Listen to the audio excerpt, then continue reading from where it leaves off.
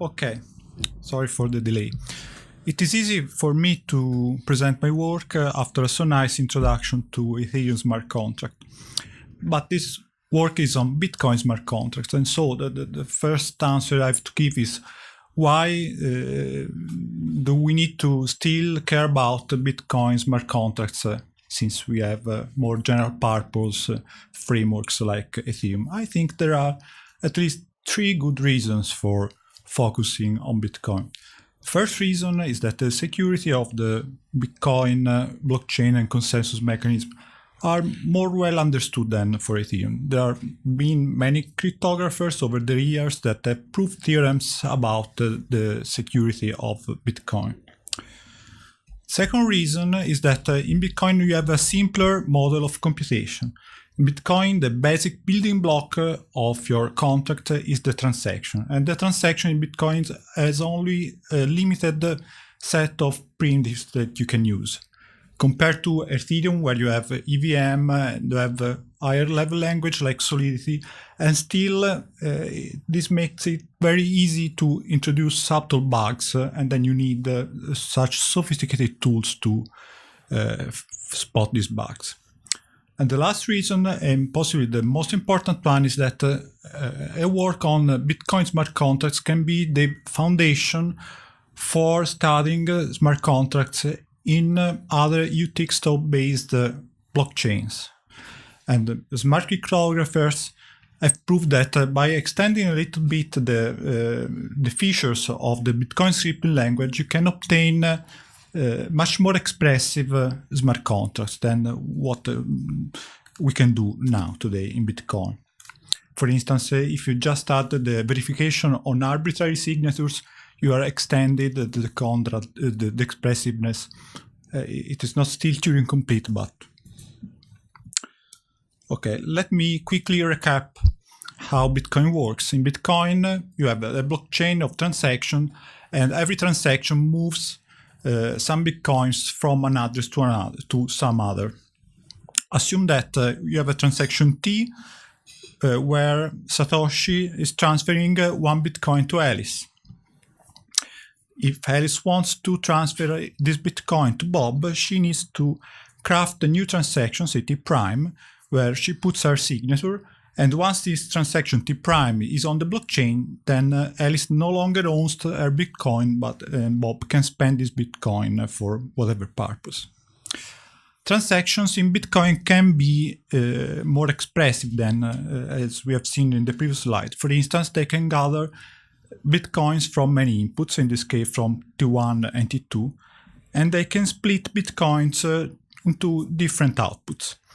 And besides using signature verification, they can use a more expressive language for specifying the redeeming conditions of some output. In this language, you can use basic arithmetic operators and a conditional expression. You can compute hashes, you can compute the size of an expression, you can have signature verification, and you can also specify time constraints on the redeeming transactions. Besides this, you can also specify time constraints on the time when this transaction T is put in the blockchain. Both in absolute terms, I can append this transaction from today, or in relative terms, relative to the input transactions. But there are also many limitations. You cannot have loops in these scripts. You cannot use signature verification on arbitrary messages. You can only verify the signature on the redeeming transaction. You cannot have multiplication. You cannot even shift bits. And the only operation you can do on hashes is comparison, checking equality. You cannot concatenate bit strings. You cannot check any property on the redeeming transaction except for its signature. So despite all these limitations, there is still a large variety of contracts that you can express in Bitcoin. You can express oracles, which transfer bitcoins according to some external condition. You can express escrow and arbitration services, multiplayer lotteries and other games, crowdfunding services, and also micropayment channels like the Lightning Network are a special case of smart contracts in Bitcoin. And by using more sophisticated zero-knowledge of-chain protocols, you can also specify more complex contracts like contingent payments, where a participant pays another one for receiving a value which satisfies a certain property. Let's see, for example, a paradigmatic contract in Bitcoin. It is a time commitment. You have two participants, Alice and Bob. Alice wants to commit to a secret S, but without revealing it just right now. She wants to reveal it after some time. And Bob wants to be guaranteed that he will either learn the secret within a certain time t or have an economic compensation. And this is the building block for games. For instance, consider a rock, paper, scissors game.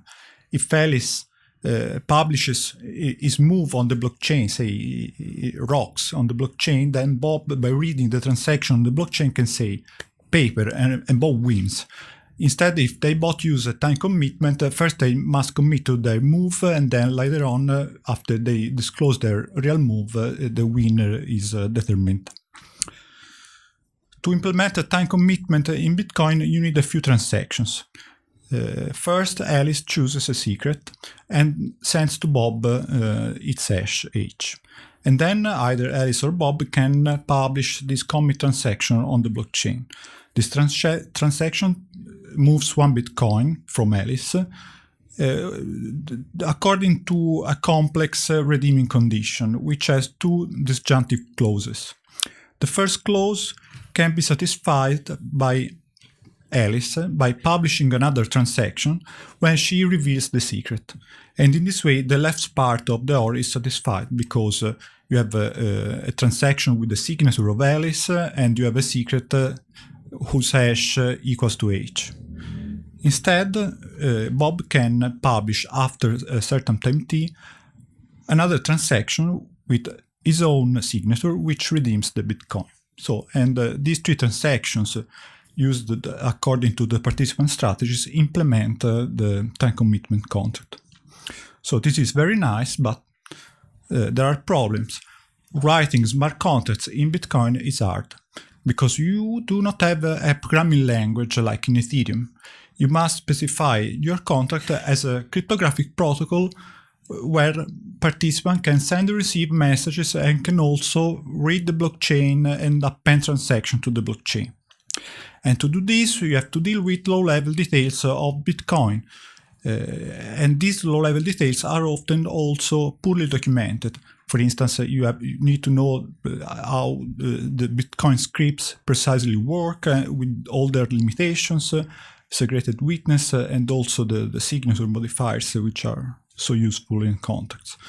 And the big problem is that without a formal specification of contract, you cannot devise such beautiful tools like Securify and others that can verify contracts for Ethereum. So this is just an example, you are not expected to read, of a smart contract for an oracle, how it is described on the Bitcoin wiki. You see there is a lot of prose and then also some snippets of the code of the script, so not very usable. And this is much better. This is taken from a paper from cryptographers. At least this is not ambiguous, but still there is a lot of prose and you need to deal with transactions, and so it is not directly amenable to formal verification. So to cope with these issues, we propose a programming language for Bitcoin smart contracts that we call BitML for Bitcoin Modeling Language.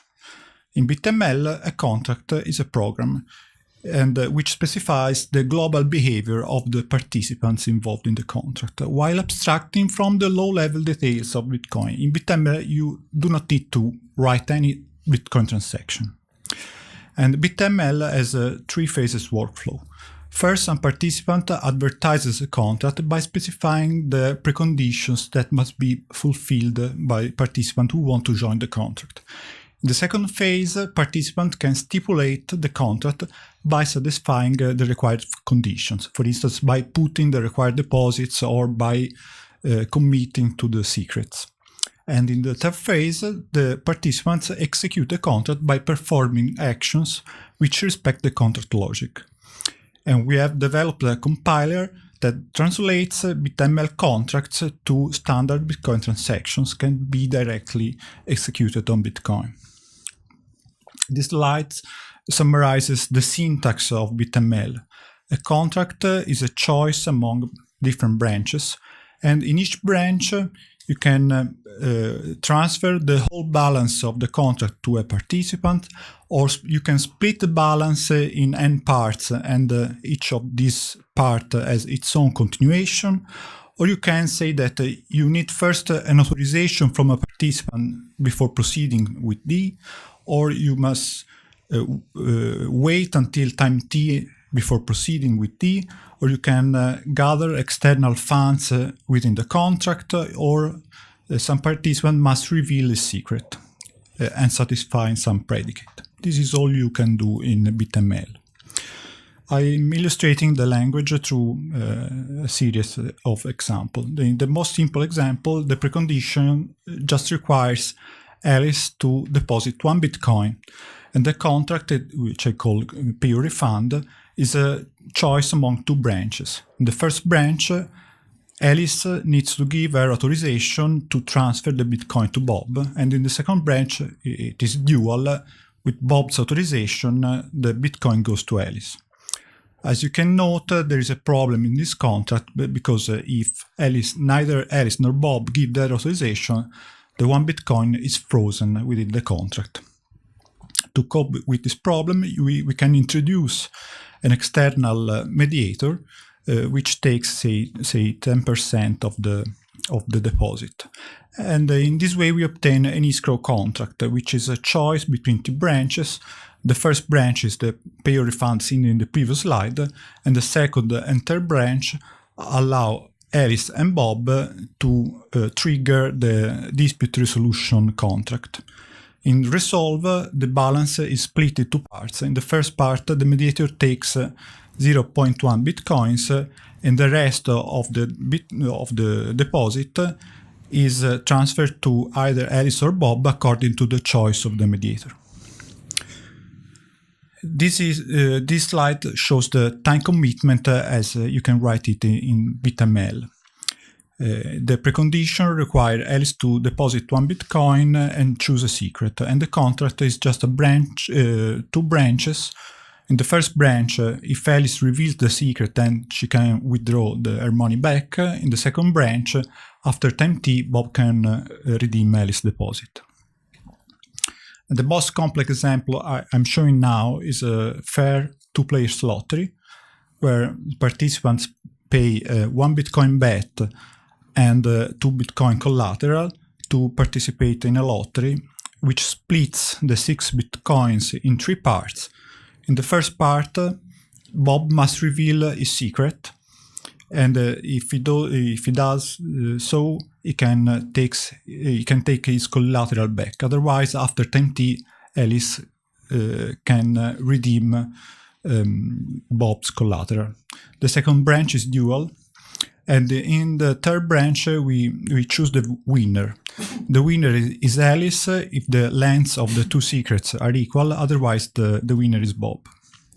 And the little asymmetry you can see in the first part of the split, where we check the length of Bob's secret to be either 0 or 1, is needed to achieve fairness, because if without this check, Bob could select a secret with a length different from 0 and 1, and so have a higher probability to have 2 different lengths, and so win the lottery. But with this check, the lottery is fair.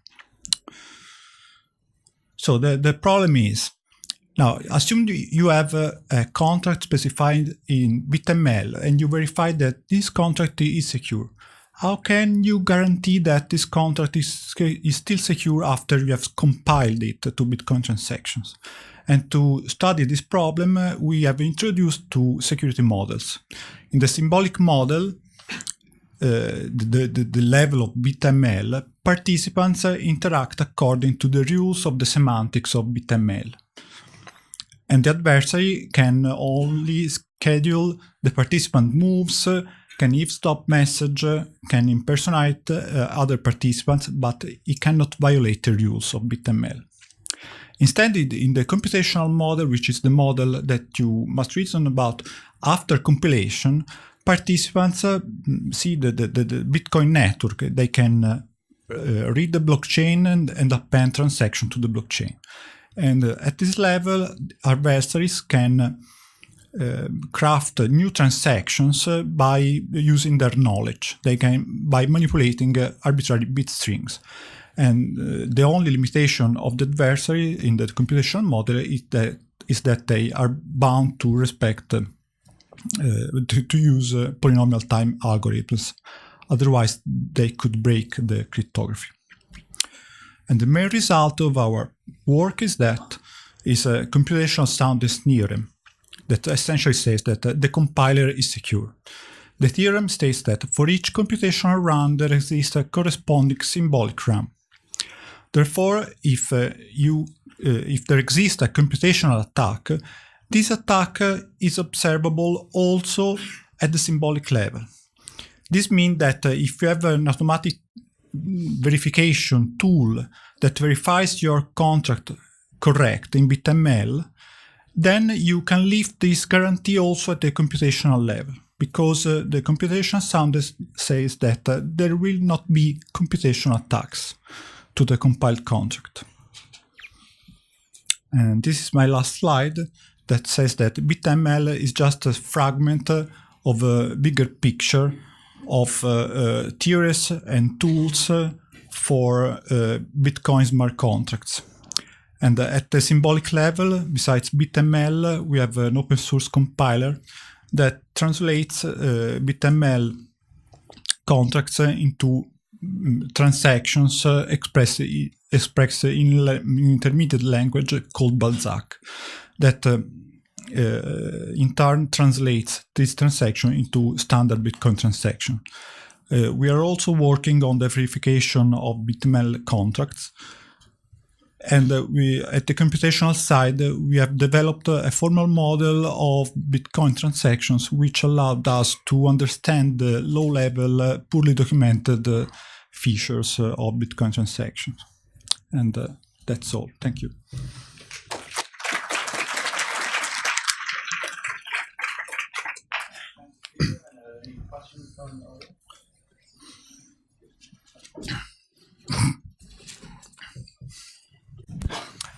Hi, my name is Taeho Jang from the University of Notre Dame, or Notre Dame. I'm sure this is out of the scope of your paper.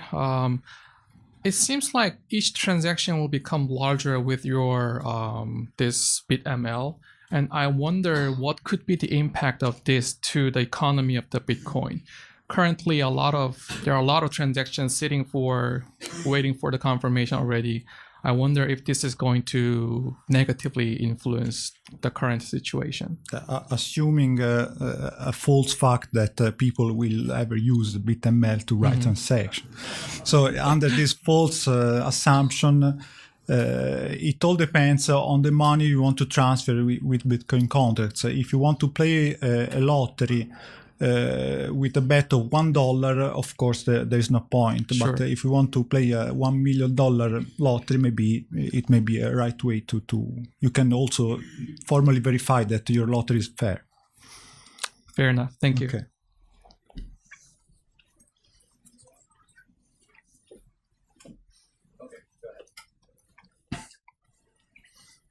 Yes. Hello, I'm Alexey Lisitsa from University of Liverpool. And I have a question. Do you have any statement about completeness of your language in the sense that it covers all essential functionality Bitcoin? We have a counterexample to complete this. It's not complete. All right. So it would be unreasonable to ask for compilation back from Bitcoin script directly to your language for some reasonable subset of contracts. The problem is that there are some contracts you can write in Bitcoin that you cannot write in BitML. For instance, a contingent payment contract which uses an off-chain protocol using zero-knowledge proof of knowledge.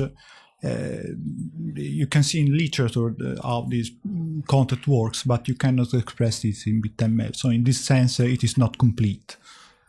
But could it be more complete in a way? Are you going to extend it? It could be more complete than in this way. We could, for instance, extend it with primitives that are compiled to off-chain zero-knowledge protocols. This could be possible. Thank you. Okay.